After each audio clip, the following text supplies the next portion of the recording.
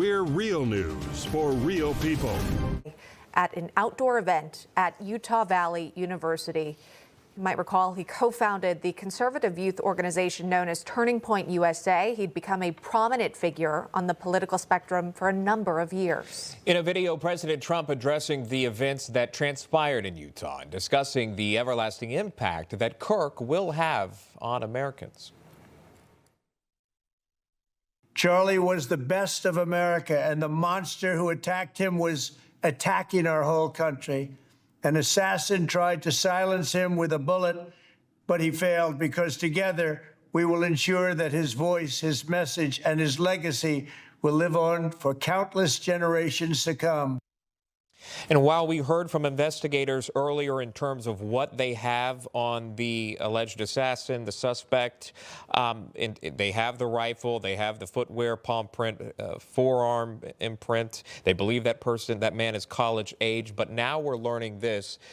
Sources are telling us that investigators found ammunition engraved with expressions of transgender and anti-fascist ideology inside the rifle that authorities believe was used for the fatal shooting of Kirk. This is all according to sources that are coming out now. So again, on the casings that the ammunition had engraved, or was rather engraved with expressions of transgender and anti-fascist ideology found inside of that rifle. That from sources working to confirm.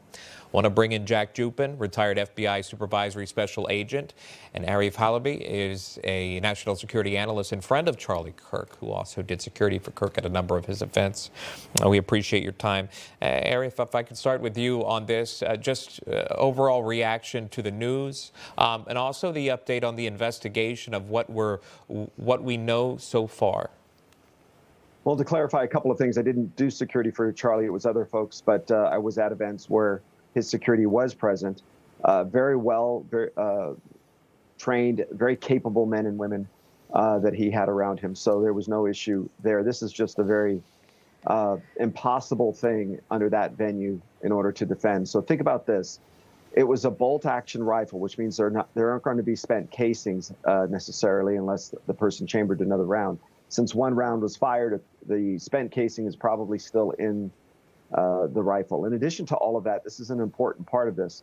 The rifle, bolt-action rifles, probably a higher caliber, meaning, a 30-06, maybe a 308 type rifle, which is a hunting rifle. And you can see that this person, college age, they know it's a male, they have images of them, and they know the age. I think they will find this person soon enough using some of the technology that we have. Look, Charlie Kirk was an amazing person. He employed 150 people at his Turning Point campus in Phoenix, another 150 outside in the country through the college campuses in Turning Point. A lot of men and women count their livelihood towards this man and his partner, Andrew, business partner, who was very well rounded in this business. We'll see what happens and how this carries on. I believe they can continue, but it's going to be difficult. Yeah. There was so much, I'm sure, sadness felt by so many yesterday, just understanding the news of not only the shooting, but also the death, the confirmation there. And now, Jack, I do wonder if it turns to anger and frustration. This man had made a living, or at least part of his life, just wanting to engage in dialogue of people with differing views. And he did so in such a calm and really compassionate way. He wanted to hear him out and then also, of course, share his perspective. Wanted to start with your thoughts on again, reflecting on his life, but then where the investigation heads now. Charlie was a great man. Whether you agree with him or don't agree with him, politically, right?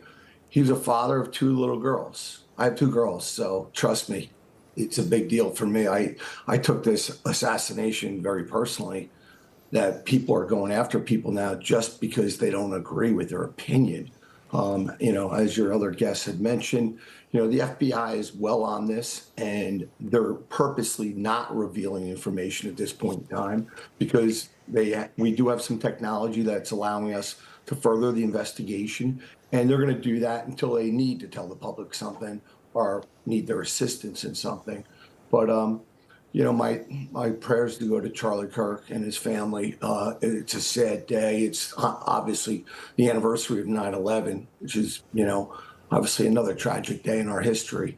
But, the politicalization in this country has become so divisive and so much hatred just because people disagree. It's a sad state of affairs.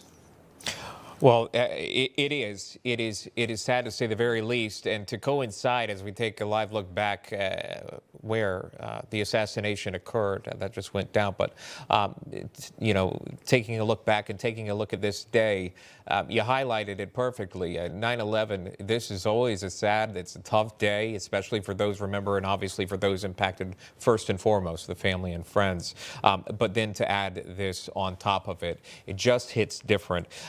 The Presidential Medal of Freedom will be awarded to Charlie Kirk posthumously. That was announced by President Trump earlier on at one of the 9/11 memorials outside the Pentagon specifically. I want to thank our special guest, Jack Jupin and Arif Halaby, for coming on to talk about that.